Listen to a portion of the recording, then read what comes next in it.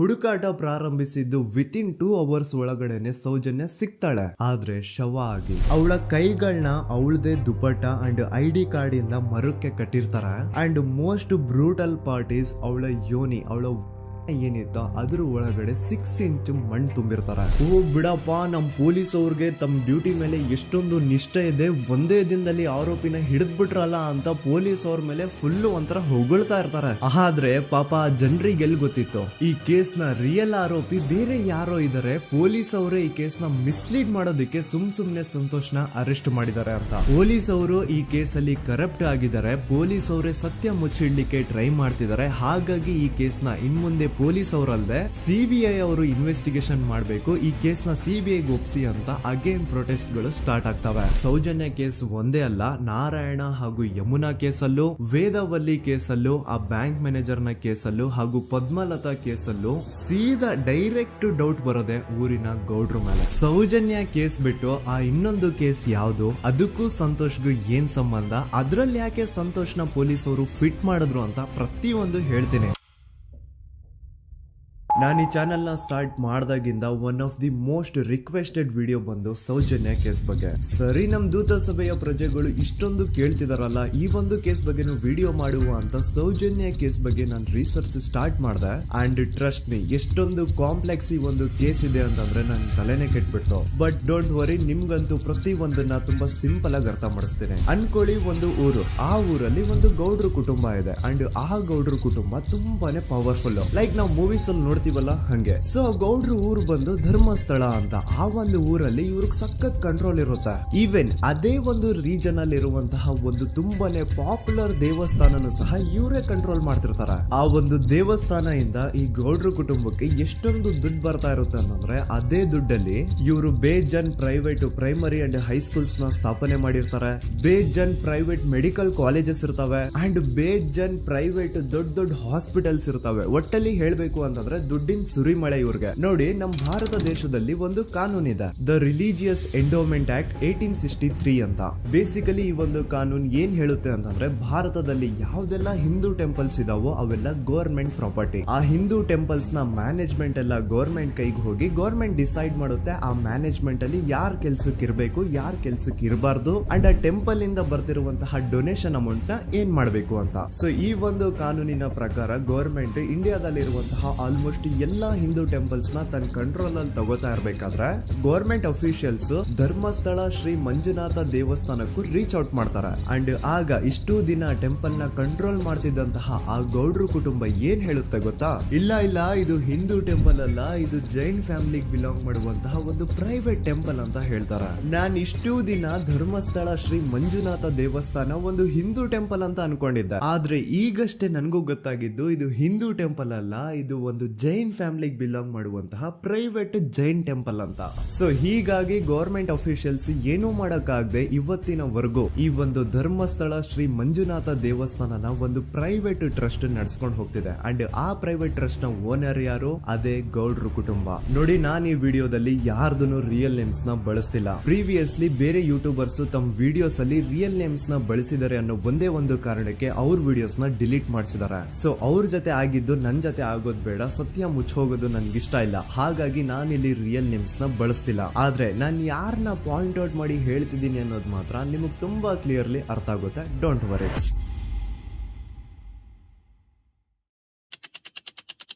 ದಿನಾಂಕ 9/10/2012. A very normal day for everyone except Soujanya.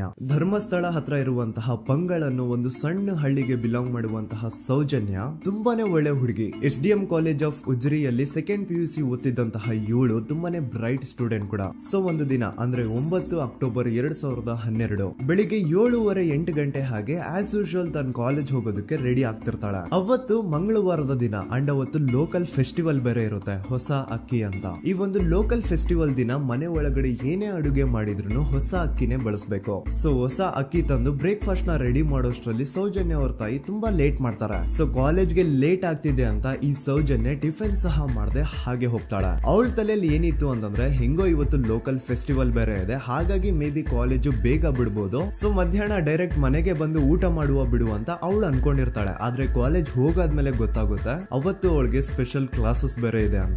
Soujanya breakfast ಕೂಡ ಮಾಡಿರಲ್ಲ ಅಂಡ್ ಲಂಚ್ ಬಾಕ್ಸ್ ಕೂಡ ತಂದಿರಲ್ಲ. ಹಾಗಾಗಿ ಲಂಚ್ ಟೈಮ್ ಅಲ್ಲಿ ಸೌಜನ್ಯನ ಒಬ್ಳು ಫ್ರೆಂಡ್ ಜಾನ್ವಿ ತಾನ್ ತಂದಿರುವಂತಹ ಲಂಚ್ ಬಾಕ್ಸ್ ಅಲ್ಲಿ ಒಂದಿಷ್ಟು ಲಂಚ್ ನ ಆಫರ್ ಮಾಡ್ತಾಳ.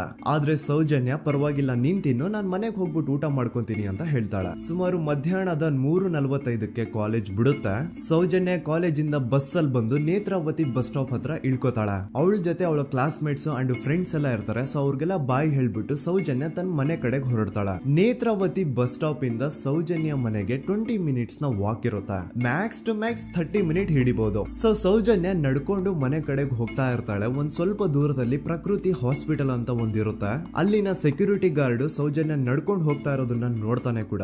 ನಂತರ ಸೌಜನ್ಯ ಒಂದು 10 ನಿಮಿಷ ಹಂಗೆ ಮುಂದೆ ನಡ್ಕೊಂಡು ಹೋಗಾದ್ಮೇಲೆ ಸೌಜನ್ಯಗೆ ತನ್ನ ಮಾವ ಸಿಗ್ತಾರ. ಅವರು ಸೌಜನ್ಯನ ನೋಡಿ ಮಾತಾಡಿಸ್ತಾರೆ. ಯಾಕಮ್ಮ ಕಾಲೇಜಿಂದ ಇಷ್ಟು ಲೇಟ್ ಬರ್ತಿದೀಯಾ ಅಂತ ಕೇಳ್ತಾರೆ. ಆಗ ಸೌಜನ್ಯ ಇಲ್ಲ ಮಾವ, ಕಾಲೇಜಲ್ಲಿ ಸ್ಪೆಷಲ್ ಕ್ಲಾಸ್ ಇತ್ತು ಹಾಗಾಗಿ ಲೇಟ್ ಆಗ್ಬಿಡ್ತು ಅಂತ ಹೇಳಿ ಒಂದೆರಡು ಮಾತಾಡಿಸಿ ನಂತರ ತನ್ನ ಮನೆ ಕಡೆ ತಾನು ಹೊರಡ್ತಾಳ. ಈಗ ಆ ಒಂದು ಪಾಯಿಂಟ್ ಇಂದ ಸೌಜನ್ಯಗೆ ತನ್ನ ಮನೆ ಹೋಗ್ಲಿಕ್ಕೆ 10 ನಿಮಿಷ ಬೇಕು. ಮ್ಯಾಕ್ಸ್ ಟು ಮ್ಯಾಕ್ಸ್ 20 ಮಿನಿಟ್ ಅನ್ಕೊಳ್ಳಿ. 3:45ಕ್ಕೆ ಕಾಲೇಜ್ ಬಿಟ್ರೆ ಅರೌಂಡ್ 4:30ಗೆ ಮನೇಲಿ ಇರ್ಬೇಕಾಗಿದ್ದು ಹುಡುಗಿ 6:30-7 ಗಂಟೆ ಆಗಿದ್ರು ಮನೆಗೆ ಸೇರಿರಲ್ಲ. ಸೊ ಮನೇಲಿ ಸೌಜನ್ಯ ಅವ್ರ ತಾಯಿಗೆ ಟೆನ್ಷನ್ ಸ್ಟಾರ್ಟ್ ಆಗುತ್ತೆ. ಏನಪ್ಪಾ ಈ ಹುಡುಗಿ ಎಷ್ಟೊತ್ತಾದ್ರೂ ಇನ್ನು ಮನೆಗ್ ಬಂದಿಲ್ವಲ್ಲ ಅಂತ. ಸೊ ಅವ್ರೇನ್ ಮಾಡ್ತಾರೆ, ಸೌಜನ್ಯ ಅವ್ರ ತಂದೆ ಕಾಲ್ ಮಾಡ್ಬಿಟ್ಟು ರೀ ಹಿಂಗೆ 3:30-4 ಗಂಟೆಗೆ ಕಾಲೇಜ್ ಇಂದ ಮನೆಗ್ ಬರ್ತಿದ್ದಿದ್ ನಮ್ ಹುಡುಗಿ ಇವತ್ತು 7 ಗಂಟೆ ಆದ್ರೂ ಇನ್ನು ಮನೆಗ್ ಬಂದಿಲ್ಲ, ನೀವು ಸ್ವಲ್ಪ ಬೇಗ ಮನೆಗ್ ಬಂದು ವಿಚಾರಿಸಿ ಅಂತ ಗಾಬ್ರಿಲಿ ಹೇಳ್ತಾರ. ಸರಿ ಅಂತ ಸೌಜನ್ಯ ಅವ್ರ ತಂದೆ ಮನೆಗ್ ಬಂದ್ಬಿಟ್ಟು ಸೌಜನ್ಯನ ಫ್ರೆಂಡ್ಸ್ ಕ್ಲಾಸ್ ಮೇಟ್ಸ್ ಯಾರ್ದೆಲ್ಲ ಅವ್ರ ಹತ್ರ ನಂಬರ್ ಇರುತ್ತೋ ಅವ್ರಿಗೆಲ್ಲ ಕಾಲ್ ಮಾಡ್ಬಿಟ್ಟು ಸೌಜನ್ಯ ಬಗ್ಗೆ ಕೇಳ್ತಾರ. ನಮ್ ಹುಡುಗಿ ಏನಾದ್ರೂ ನಿಮ್ ಮನೆಗ್ ಬಂದಿದ್ದಾಳ ಅಮ್ಮ ಅಂತ. ಆದ್ರೆ ಸೌಜನ್ಯನ ಫ್ರೆಂಡ್ಸ್ ಅಂಡ್ ಕ್ಲಾಸ್ ಮೇಟ್ಸ್ ಎಲ್ಲ ಇಲ್ಲ ಅಂಕಲ್ ನಮ್ ಮನೆಗಂತೂ ಸೌಜನ್ಯ ಏನು ಬಂದಿಲ್ಲ, ಅವಳು ಬಸ್ ಸ್ಟಾಪ್ ಇಂದ ಸೀದಾ ನಿಮ್ ಮನೆ ಕಡೆಗೇನೆ ಹೊರಟ್ಲಲ್ವಾ, ಯಾಕೆ ಇನ್ನೂ ಬಂದಿಲ್ವಾ ಅಂತ ಕೇಳ್ತಾರ.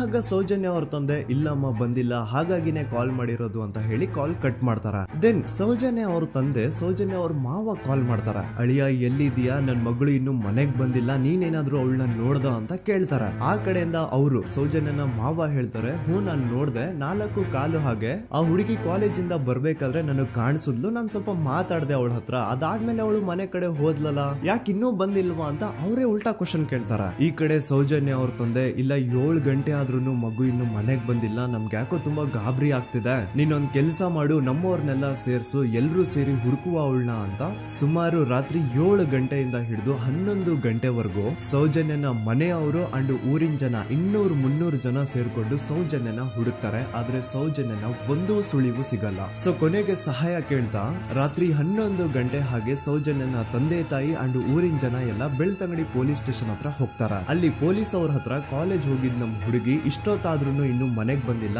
ಎಷ್ಟು ಹುಡುಕಿದ್ರು ಸಿಗ್ತಾ ಇಲ್ಲ, ಸೊ ಪ್ಲೀಸ್ ಒಂದು ಮಿಸ್ಸಿಂಗ್ ರಿಪೋರ್ಟ್ ನ ಫೈಲ್ ಮಾಡಿ ನಮ್ ಹುಡುಗಿನ ಹುಡುಕೊಡಿ ಅಂತ ಕೇಳ್ಕೊತಾರ.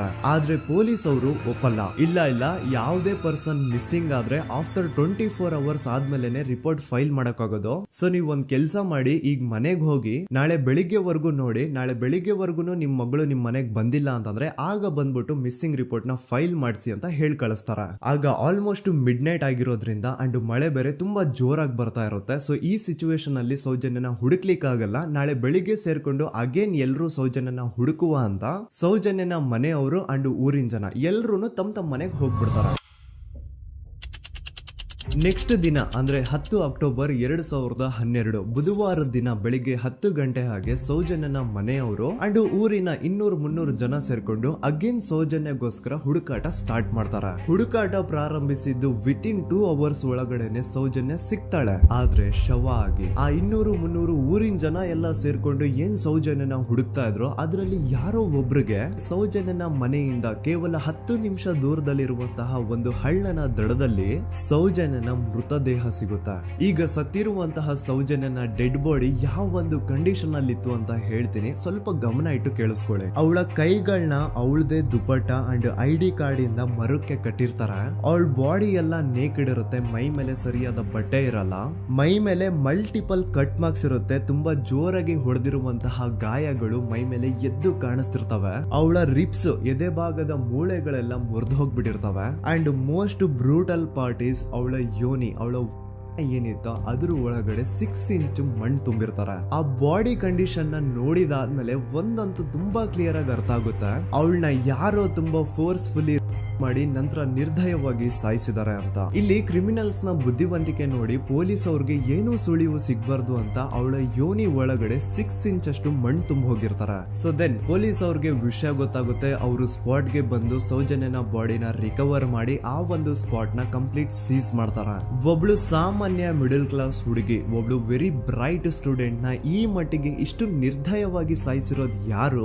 ಇನ್ ಕೇಸ್ ಏನಾದ್ರೂ ಈ ಕ್ರೈಮ್ ಮಾಡಿದವನು ಸಿಕ್ಕಿ ಬಿದ್ರೆ ಅವನ್ನ ಸುಮ್ನೆ ಬಿಡಬಾರ್ದು ಅಂತ ಜನ ಆಕ್ರೋಶ ವ್ಯಕ್ತಪಡಿಸ್ತಾರೆ. ಅಂಡ್ ಗೆಸ್ ವಾಟ್, ನಮ್ ಪೊಲೀಸ್ ಅವರು ಇಷ್ಟೊಂದು ಫಾಸ್ಟ್ ಆಗಿ ಇನ್ವೆಸ್ಟಿಗೇಷನ್ ಕಂಪ್ಲೀಟ್ ಮಾಡ್ತಾರೆ ಅಂತ ನಾನಂತೂ ಎಕ್ಸ್ಪೆಕ್ಟ್ ಮಾಡಿರ್ಲಿಲ್ಲ. ಅಂಡ್ ಈವನ್ ಈ ಒಂದು ವಿಷಯದಿಂದ ಊರಿನ ಜನನು ಶಾಕ್ ಆಗ್ತಾರೆ. ಸೌಜನ್ಯ ಬಾಡಿ ಸಿಕ್ಕಿದ್ದ ನೆಕ್ಸ್ಟ್ ದಿನ ಅಂದ್ರೆ 11 ಅಕ್ಟೋಬರ್ 2012 ಸಂಜೆ 5 ಗಂಟೆ ಹಾಗೆ ಯಾರು ಸೌಜನ್ಯನ ಪಂಡು ಮರ್ಡರ್ ಮಾಡಿದ್ನೋ ಆ ಕ್ರಿಮಿನಲ್ ಕೂಡ ಸಿಕ್ಕಿ ಬೀಳ್ತಾನೆ. ಈಗ ನೀವು ಥಿಂಕ್ ಮಾಡ್ಬೋದು, ಸೌಜನ್ಯನ ಯಾರು ಮರ್ಡರ್ ಮಾಡಿದ್ರು ಅಂಡ್ ಯಾರ ಕ್ರೈಮ್ ನ ಮಾಡಿದ್ರು ಅವನು ನೆಕ್ಸ್ಟ್ ದಿನಾನೇ ಸಿಕ್ಕಿ ಬಿದ್ದ. ಹಾಗಿದ್ರೆ ಈ ಕೇಸ್ ಯಾವಾಗ್ಲೂ ಕ್ಲೋಸ್ ಆಗ್ಬಿಡ್ಬೇಕಿತ್ತು. ಆದ್ರೂ ಸ್ಟಿಲ್ ಇವತ್ತಿನ ದಿನವರೆಗೂ ಯಾಕೆ ಈ ಕೇಸ್ ಪದೇ ಪದೇ ನ್ಯೂಸ್ ಅಲ್ಲಿ ಬರುತ್ತೆ ಅಂದ್ರೆ, ನಮ್ ದೂತ ಸಭೆಯ ಪ್ರಜೆಗಳೇ ರೆಡಿ ಆಗಿ, ಆರೋಪಿ ಸಿಕ್ಕಾದ್ಮೇಲೆ ಈ ಕೇಸು ಕ್ಲೋಸ್ ಆಗಿಲ್ಲ. ಆಕ್ಚುಲಿ ಈ ಕೇಸು ಓಪನ್ ಆಗಿದ್ದೆ ಈಗ. ನೋಡಿ, ಸೌಜನ್ಯನ ಬಾಡಿ ಸಿಕ್ಕಿದ್ದು ನೆಕ್ಸ್ಟ್ ದಿನ ಅಂದ್ರೆ 11 ಅಕ್ಟೋಬರ್ 2012. PSI ಯೋಗೇಶ್ ಅವರು ಯಾರನ್ನ ಈ ಕೇಸಲ್ಲಿ ಅರೆಸ್ಟ್ ಮಾಡಿದ್ರು ಅಂದ್ರೆ ಆತನ ಹೆಸರು ಬಂದು ಸಂತೋಷ್ ರಾವ್. 28-29 ವಯಸ್ಸಿರುವಂತಹ Santosh Rao first of all ಧರ್ಮಸ್ಥಳದವನು ಅಲ್ವೇ ಅಲ್ಲ, ಅವನು ಶೃಂಗೇರಿ ಅವನು. ಸಂತೋಷ್ ರಾವ್ ನ ತಂದೆ ಸ್ಕೂಲ್ ಟೀಚರು ಅಂಡ್ ತಾಯಿ ಹೌಸ್ ವೈಫ್. ಸಂತೋಷ್ ಮೊದ್ಲಿಂದನೂ ಒಂದ್ ಸ್ವಲ್ಪ ಮೆಂಟಲಿ ಇಲ್ಲಿರೋದ್ರಿಂದ ಅವನಿಗೆ ವಿದ್ಯೆ ಬರಹ ಅನ್ನೋದು ತಲೆಗೆ ಹೋಗಿರಲ್ಲ. ಹಾಗಾಗಿ ಅವನು ಶೃಂಗೇರಿಯಲ್ಲಿ ಒಂದು ಹೋಟೆಲ್ ಅಲ್ಲಿ ಕೆಲಸ ಮಾಡ್ತಿರ್ತಾನೆ. ಮೆಂಟಲಿ ಅನ್ಸ್ಟೇಬಲ್ ಇದ್ರೂ ಸಹ ಈತನಿಗೆ ದೇವ್ರ ಮೇಲೆ ಬಹಳ ನಂಬಿಕೆ ಇರುತ್ತೆ. ಹಾಗಾಗಿ ತಿಂಗಳಿಗೆ ಒಮ್ಮೆ ಆದ್ರೂ, ಅಟ್ಲೀಸ್ಟ್ 2 ತಿಂಗಳಿಗೆ ಒಮ್ಮೆ ಆದ್ರೂ ಈತ ಯಾವ್ದಾದ್ರು ಒಂದು ಪುಣ್ಯಕ್ಷೇತ್ರಕ್ಕೆ ವಿಸಿಟ್ ಮಾಡಿ ಬರ್ತಿರ್ತಾನೆ. ಹಾಗೇನೆ ಈ ಸತಿನೂ ಸಹ ಈತ ಧರ್ಮಸ್ಥಳಕ್ಕೆ ಬಂದಿರ್ತಾನೆ. ಇವನು ಧರ್ಮಸ್ಥಳಕ್ಕೆ ಬಂದಿದ್ದು ದಿನಾಂಕ 9 ಅಕ್ಟೋಬರ್ 2012. ಈ ದಿನಾಂಕನ ಸ್ವಲ್ಪ ನೋಟ್ ಮಾಡಿ ಇಟ್ಕೊಳ್ಳಿ, ಯಾಕಂತಂದ್ರೆ ಮುಂದೆ ಈ ಕೇಸಲ್ಲಿ ಇದೇ ಮೇಜರ್ ಟರ್ನಿಂಗ್ ಪಾಯಿಂಟ್. ಸೊ ಸೌಜನ್ಯನ ಡೆತ್ ಆಗಿಂತ ಒಂದು ದಿನ ಹಿಂದೆ ಧರ್ಮಸ್ಥಳಕ್ಕೆ ಬಂದಿರುವಂತಹ ಸಂತೋಷ್ ರಾವ್ಗೆ ಎಲ್ಲೂ ಉಳ್ಕೊಳ್ಳಿಕ್ಕೆ ಹೋಟೆಲ್ ಅಲ್ಲಿ ಅಥವಾ ಲಾಡ್ಜ್ ಅಲ್ಲಿ ರೂಮ್ ಸಿಗಲ್ಲ. ರೀಸನ್ ಇಷ್ಟೇ, ಸಂತೋಷ್ ರಾವ್ ನೋಡ್ಲಿಕ್ಕೆ ಸ್ವಲ್ಪ ಮೆಂಟಲಿ ಅನ್ಸ್ಟೇಬಲ್ ಪರ್ಸನ್ ತರ ಇರ್ತಾನೆ. ಅವನ ಅವತಾರ, ಅವನ ವೇಷಭೂಷಣ ಅಷ್ಟು ಸರಿ ಇರಲ್ಲ. ಹಾಗಾಗಿ ಇವನ್ಗೆ ಯಾವುದೇ ಒಂದು ಹೋಟೆಲ್ ಅಲ್ಲಿ ಅಥವಾ ಲಾಡ್ಜ್ ಅಲ್ಲಿ ಎಲ್ಲಿನೂ ರೂಮ್ ಸಿಗಲ್ಲ. ಸೊ ಉಳ್ಕೊಳ್ಳೋಕೆ ಜಾಗ ಸಿಗದೆ ಇವನೇನ್ ಮಾಡ್ತಾನೆ, ಅಲ್ಲೇ ಹತ್ರದಲ್ಲಿರುವಂತಹ ಬಾಹುಬಲಿ ಬೆಟ್ಟಕ್ಕೆ ಹೋಗಿ ಅಲ್ಲಿರುವಂತಹ ಬಾಹುಬಲಿ ಸ್ಟ್ಯಾಚು ಹತ್ರನೇ ಆಶ್ರಯ ತಗೊಳ್ತಾನೆ. ಅಂಡ್ 1-2 ದಿನ ಅವನು ಅಲ್ಲೇ ಉಳ್ಕೋತಾನೆ ಕೂಡ. ಡೇ ಟೈಮ್ ಅಲ್ಲಿ ಧರ್ಮಸ್ಥಳಕ್ಕೆ ಬಂದು ಧರ್ಮಸ್ಥಳ ಶ್ರೀ ಮಂಜುನಾಥ ದೇವಸ್ಥಾನದಲ್ಲಿದ್ದು ಅಲ್ಲೇ ಪ್ರಸಾದ ಊಟ ಎಲ್ಲ ಮಾಡಿ ನಂತರ ನೈಟ್ ಆಗ್ತಿದ್ದಂಗೆ ಬಾಹುಬಲಿ ಬೆಟ್ಟಕ್ಕೆ ಹೋಗಿ ಆ ಸ್ಟ್ಯಾಚು ಹತ್ರನೇ ಮಲ್ಕೊಳ್ತಿರ್ತಾನೆ. ಸೊ ಒಂದು ದಿನ ಅಂದ್ರೆ 11 ಅಕ್ಟೋಬರ್ 2012 ಸಂಜೆ 5 ಗಂಟೆ ಹಾಗೆ ಈ ಸಂತೋಷ್ ರಾವ್ ತನ್ನ ಪಾಡಿಗೆ ತಾನು ಆ ಬೆಟ್ಟದ ಮೇಲೆ ಕೂತ್ಕೊಂಡು ಸೀನರೀಸ್ ನ ಎಂಜಾಯ್ ಮಾಡ್ತಾ ಇರಬೇಕಾದ್ರೆ ಯಾರೋ ಅದೇ ಊರಿನ 5 ಜನ ಕಿಡಿಗೇಡಿಗಳು ಬಂದು ಇವನ್ ಹತ್ರ ಜಗಳ ತೆಗಿತಾರ. ಈ 5 ಜನ ಯಾರು ಅಂತ ನಂತರ ಹೇಳ್ತೇನೆ. ಸೊ ಈ 5 ಜನ ಕಿಡಿಗೇಡಿಗಳು ಸಂತೋಷ್ ರಾವ್ ಹತ್ರ ಜಗಳ ತೆಗೆದು ಅವನ ಅವಾಚ್ಯ ಶಬ್ದಗಳಿಂದ ಬೈದು ಅವನ್ನ ಹೊಡೆದು, ಅಷ್ಟೇ ಸಾಲದೆ ಆ 5 ಜನ ಸಂತೋಷ್ ರಾವ್ನ ಪೊಲೀಸ್ ಸ್ಟೇಷನ್ಗೆ ಎಳ್ಕೊಂಡ್ ಬಂದು ಇವನು ನಾವು ಬಾಹುಬಲಿ ಬೆಟ್ಟಕ್ಕೆ ಅಂತ ಹೋಗಿದ್ರೆ ಅಲ್ಲಿ ನಮ್ಮ ಮೇಲೆ ಅಟ್ಯಾಕ್ ಮಾಡ್ದ, ಇವ್ನು ನೋಡ್ಲಿಕ್ಕೂ ಸಹ ಒಳ್ಳೆ ಸೈಕೋ ಕಿಲ್ಲರ್ ಇದ್ದಂಗಿದಾನೆ, ನಮ್ಗೆ ಯಾಕೋ ನಿನ್ನೆ ನಮ್ಮೂರಲ್ಲಿ ನಡೆದಿರುವಂತಹ ಘಟನೆ ಆ ಸೌಜನ್ಯನ ಮರ್ಡರ್ ಇವನೇ ಮಾಡಿದಾನೆ ಅಂತ ಡೌಟ್ ಬರ್ತಿದೆ ಅಂತ ಆ 5 ಜನ ಕಿಡಿಗೇಡಿಗಳು ಸಂತೋಷ್ ರಾವ್ನ ಪೊಲೀಸ್ ಅವ್ರ ಹತ್ರ ಹಾಕೊಡ್ತಾರೆ. ಅಂಡ್ ಪೊಲೀಸ್ ಅವರು ಕೂಡ ಎಂತವ್ರು ನೋಡಿ, ಯಾರೋ 5 ಜನ ಕಿಡಿಗೇಡಿಗಳು ಬಂದು ಇವನೇ ಕೊಲೆ ಮಾಡಿದಾನೆ ಅಂತ ಹೇಳಿದ ತಕ್ಷಣ ಹಿಂದೆ ಮುಂದೆ ಕ್ರಾಸ್ ಚೆಕ್ ಮಾಡದೆ ಸಂತೋಷ್ ರಾವ್ನ ಅರೆಸ್ಟ್ ಮಾಡಿ ಸೌಜನ್ಯ ಕೇಸ್ನ ಆರೋಪಿ ಸಿಕ್ಕಿದಾನೆ ಅಂತ ಎಲ್ಲಾ ಕಡೆ ಘೋಷಣೆ ಮಾಡ್ಬಿಡ್ತಾರ. ಜನರಿಗೆ ಈ ಕಡೆ ಒಂಥರ ನೆಮ್ಮದಿ, ಓ ಬಿಡಪ್ಪ ನಮ್ ಪೊಲೀಸ್ ಅವ್ರಿಗೆ ತಮ್ಮ ಡ್ಯೂಟಿ ಮೇಲೆ ಎಷ್ಟೊಂದು ನಿಷ್ಠೆ ಇದೆ, ಒಂದೇ ದಿನದಲ್ಲಿ ಆರೋಪಿನ ಹಿಡಿದ್ಬಿಟ್ರಲ್ಲ ಅಂತ ಪೊಲೀಸ್ ಅವ್ರ ಮೇಲೆ ಫುಲ್ ಒಂಥರ ಹೊಗಳ್ತಾ ಇರ್ತಾರೆ. ಆದ್ರೆ ಪಾಪ ಜನರಿಗೆ ಎಲ್ಲಿ ಗೊತ್ತಿತ್ತು ಈ ಕೇಸ್ ನ ರಿಯಲ್ ಆರೋಪಿ ಬೇರೆ ಯಾರೋ ಇದಾರೆ, ಪೊಲೀಸ್ ಅವರೇ ಈ ಕೇಸ್ ನ ಮಿಸ್ಲೀಡ್ ಮಾಡೋದಕ್ಕೆ ಸುಮ್ನೆ ಸಂತೋಷ್ ನ ಅರೆಸ್ಟ್ ಮಾಡಿದ್ದಾರೆ ಅಂತ. ಸೊ ಸಂತೋಷ್ ರಾವ್ ಒಂದು ಹುಡುಗಿಯ ರೇಪ್ ಅಂಡ್ ಮರ್ಡರ್ ಕೇಸ್ ಅಲ್ಲಿ ಅರೆಸ್ಟ್ ಆಗಿದ್ದಾನೆ ಅನ್ನೋ ವಿಷಯ ಸಂತೋಷ್ ನ ತಾಯಿಗೆ ಗೊತ್ತಾದಾಗ ಅವ್ರ ಪಾಪ ನೋವಲ್ಲಿ ಕುರ್ಗಿ ಸಾಯ್ತಾರ. ಅಂಡ್ ಇನ್ನು ಅವ್ರ ತಂದೆ ಒಂದು ಕಡೆ ಪಾಪ ಹೆಂಡತಿನ ಕಳ್ಕೊಂಡಿರುವಂತಹ ನೋವು, ಇನ್ನೊಂದು ಕಡೆ ಮಗ ನೋಡಿದ್ರೆ ಯಾವ್ದೋ ಫಾಲ್ಸ್ ಕೇಸ್ ಅಲ್ಲಿ ಅರೆಸ್ಟ್ ಆಗಿದ್ದಾನೆ. ಈ ಕಡೆ ಕೇಸ್ ನ ಇನ್ವೆಸ್ಟಿಗೇಷನ್ ನಡೀತಾ ಇದೆ. ಅಂಡ್ ಇಲ್ಲಿ ನಾನು PSI ಯೋಗೇಶ್ ಅವ್ರ ಬಗ್ಗೆ ಅಂತೂ ಮೆನ್ಷನ್ ಮಾಡ್ಲೇಬೇಕು. ಈ ಪೊಲೀಸ್ ಆಫೀಸರು ಗೊತ್ತಿದ್ದು ಈ ತಪ್ಪನ ಮಾಡಿದ್ರು ಅಥವಾ ಗೊತ್ತಿಲ್ದೇನೆ ಈ ತಪ್ಪನ ಮಾಡಿದ್ರು ನನ್ಗಂತೂ ಗೊತ್ತಿಲ್ಲ.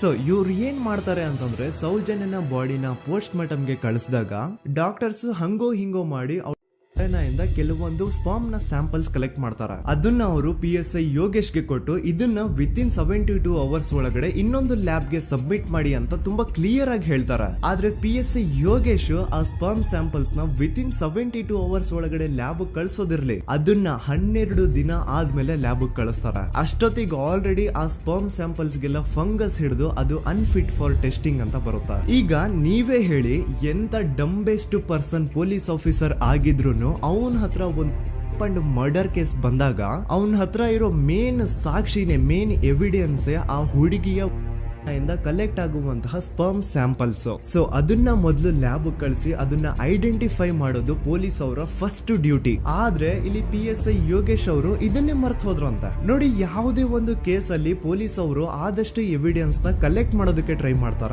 ಆದ್ರೆ ಈ ಒಂದು ಕೇಸ್ ಅಲ್ಲಿ ಮಾತ್ರ ಪೊಲೀಸ್ ಅವರು ಎವಿಡೆನ್ಸ್ ನ ಕಲೆಕ್ಟ್ ಮಾಡೋ ಬದಲಾಗಿ ಎವಿಡೆನ್ಸ್ ನ ಡಿಸ್ಟ್ರಾಯ್ ಮಾಡೋದ್ರಲ್ಲಿ ಮುಂದೆ ಇದ್ರು. ಅಷ್ಟೇ ಅಲ್ಲದೆ ಈ ಪೊಲೀಸ್ ಆಫೀಸರ್ ಸೇರ್ಕೊಂಡು ಸಂತೋಷ್ ರಾವ್ಗೆ ಸೆಲ್ ಅಲ್ಲಿ ಎಂತ ಟಾರ್ಚರ್, ಎಂತ ಹಿಂಸೆ ಕೊಡ್ತಾರೆ ಅಂದ್ರೆ ನೆನ್ಸ್ಕೊಂಡ್ರೆ ಮೈ ಜುಮ್ ಅನ್ನುತ್ತಾ. ಹೊಡಿಯೋದು, ಕೆಟ್ಟದಾಗ ಬೈಯೋದು, ಇದೆಲ್ಲ common. Most brutal parties Santosh ರಾವ್ನ ಪ್ಯಾಂಟ್ ಬಿಚ್ಚಿ ಅವನ ಪ್ರೈವೇಟ್ ಪಾರ್ಟ್ ಮೇಲೆ ಬಿಸಿ ಬಿಸಿ ಕುದೀತಾ ಇರುವಂತಹ ನೀರ್ ಚಲ್ತಾರ. ಈ ಕ್ರೈಮ್ ನೀನೇ ಮಾಡಿದ್ಯಾ ಅಂತ ಒಪ್ಕೋ, ಇಲ್ಲ ಅಂತಂದ್ರೆ ನಿನ್ನ ಸೆಲ್ ಒಳಗಡೆನೆ ಸಾಯಿಸ್ಬಿಡ್ತೀವಿ, ನಿನ್ನ ತಂದೆ ತಾಯಿ ಎಲ್ರು ಸಾಯಿಸ್ಬಿಡ್ತೀವಿ ಅಂತ ಬ್ಲಾಕ್ ಮೇಲ್ ಮಾಡ್ತಾರ. ನೋಡಿ, ಸಂತೋಷ್ ರಾವ್ ಜಾಗದಲ್ಲಿ ನನ್ನಂತ ನಿಮ್ಮಂತ ನಾರ್ಮಲ್ ಪರ್ಸನ್ ಯಾರಾದ್ರೂ ಇದ್ದಿದ್ರೆ ಪೊಲೀಸ್ ಅವರು ಕೊಡ್ತಿರುವಂತಹ ಹಿಂಸೆನ ತಡ್ಕೊಳಕ್ಕಾಗದೆ ಆ ಕ್ರೈಮ್ ಮಾಡಿಲ್ಲ ಅಂದ್ರೂ ಮಾಡಿದೀನಿ ಅಂತ ಒಪ್ಕೊಬಿಡ್ತಾ ಇದ್ವಿ. ಆದ್ರೆ ಸಂತೋಷ್ ರಾವ್ ಮೆಂಟಲಿ ಇಲ್ಲಿರೋದೇ ಅವನ್ಗೆ ಅಡ್ವಾಂಟೇಜ್ ಆಗೋಯ್ತು. ಪೊಲೀಸ್ಗಳು ಸಂತೋಷ್ ರಾವ್ಗೆ ಎಷ್ಟೇ ಹೊಡೆದ್ರು, ಎಷ್ಟೇ ಬೈದ್ರು, ಎಷ್ಟೇ ಬ್ಲಾಕ್ ಮೇಲ್ ಮಾಡಿದ್ರು ಸಂತೋಷ್ ರಾವ್ ಬಾಯಲ್ಲಿ ನಾನ್ ಈ ಕ್ರೈಮ್ ನ ಮಾಡಿಲ್ಲ ಅಂತಾನೆ ಬರುತ್ತೆ ಹೊರತು ಆ ಕ್ರೈಮ್ ನ ಅವನು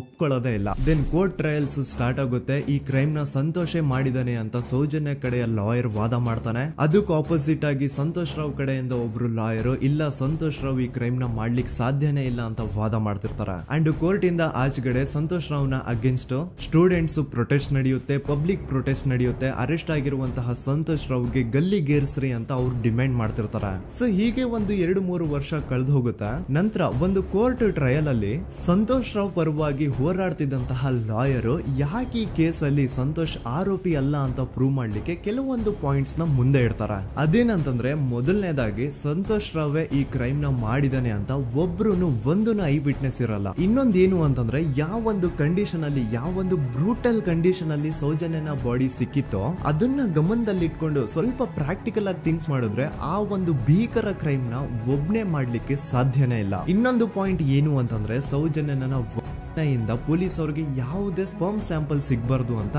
6 ಇಂಚು ಅಷ್ಟು ಮಣ್ಣು ಹಾಕಿರ್ತಾರ. ಸೊ ಈಗ ನೀವೇ ಹೇಳಿ, ಮೆಂಟಲಿ ಇಲ್ಲಿರುವಂತಹ ಪರ್ಸನ್ಗೆ ಇಷ್ಟೊಂದು ಬುದ್ಧಿವಂತಿಕೆ ಇರುತ್ತಾ ಅನ್ಕೊಳ್ಳಿ. ಅಷ್ಟೊಂದು ಬುದ್ಧಿವಂತಿಕೆ ಅವ್ನಿಗಿದ್ರು ಆ ಕ್ರೈಮ್ ಮಾಡಾದ್ಮೇಲೆ ಅವನ ಆ ಊರಿಂದ ಓಡ್ ಹೋಗ್ಬೋದಾಗಿತ್ತು. ಆದ್ರೆ ಮತ್ತ್ಯಾಕೆ ಅವನು ಅದೇ ಊರಲ್ಲೇ ಇರ್ತಾನೆ. ಅಂಡ್ ಸೌಜನ್ಯ ಕೊನೆಯದಾಗಿ ಪ್ರಕೃತಿ ಹಾಸ್ಪಿಟಲ್ ಮುಂದ್ಗಡೆಯಿಂದ ನಡ್ಕೊಂಡು ಹೋಗ್ತಾ ಇರ್ಬೇಕಾದ್ರೆ ಆ ಪ್ರಕೃತಿ ಹಾಸ್ಪಿಟಲ್ ನ ಸೆಕ್ಯೂರಿಟಿ ಗಾರ್ಡ್ ನೋಡ್ತಾನೆ. ಅಂಡ್ ಪ್ರಕೃತಿ ಹಾಸ್ಪಿಟಲ್ ನ ಆಚೆಗಡೆ CCTV ಕ್ಯಾಮರಾನು ಇರುತ್ತೆ. ಸಡನ್ಲಿ ಆ CCTV ಫುಟೇಜ್ ಕೂಡ ಕಾಣೆ ಆಗ್ಬಿಡುತ್ತಾ. ಇನ್ನೊಂದೇನು ಅಂತಂದ್ರೆ, ಸೌಜನ್ಯ ಮರ್ಡರ್ ಆಗಿದ್ದು ನೆಕ್ಸ್ಟ್ ದಿನಾನೇ ಪೊಲೀಸ್ ಅವರು ಆರೋಪಿನ ಹಿಡಿದ್ರು. ಸೊ ಹಾಗಿದ್ದಾಗ ಆ ಕಲೆಕ್ಟ್ ಮಾಡಿರುವಂತಹ ಸ್ಪರ್ಮ್ ಸ್ಯಾಂಪಲ್ಸ್ ನ ಲ್ಯಾಬ್ ಗೆ ಕಳಿಸಿ ಇವನೇ ಆರೋಪಿ ಅಂತ ಕನ್ಫರ್ಮ್ ಮಾಡೋ ಬದಲಾಗಿ ಯಾಕೆ ಪೊಲೀಸ್ ಅವರು ಆ ಸ್ಪರ್ಮ್ ಸ್ಯಾಂಪಲ್ಸ್ ನ ತಮ್ಮ ಹತ್ರನೇ ಇಟ್ಕೊಂಡು 12 ದಿನವರೆಗೂ ಅದಕ್ಕೆ ಫಂಗಸ್ ಹಿಡಿಯೋವರೆಗೂ ಕಾದು ಆಮೇಲೆ ಅದನ್ನ ಲ್ಯಾಬ್ ಕಳಿಸಿದ್ರು. ಅಂಡ್ ಮೇನ್ ಇಂಪಾರ್ಟೆಂಟ್ ಆಗಿ ಸಂತೋಷ್ ರಾವ್ಗೆ ಒಂದು ಗುಪ್ತ ರೋಗ ಇರುತ್ತೆ, ಅದೇ ಫಿಮೋಸಿಸ್ ಅಂತ. ಈ ಕಾಯಿಲೆ ಏನು ಅಂತ ನಾನು ಈ ವಿಡಿಯೋದಲ್ಲಿ ಡೀಟೇಲ್ಡ್ ಆಗಿ ಎಕ್ಸ್ಪ್ಲೈನ್ ಮಾಡ್ಲಿಕ್ಕೆ ಆಗಲ್ಲ. ಜಸ್ಟ್ ತಿಳ್ಕೊಳ್ಳಿ,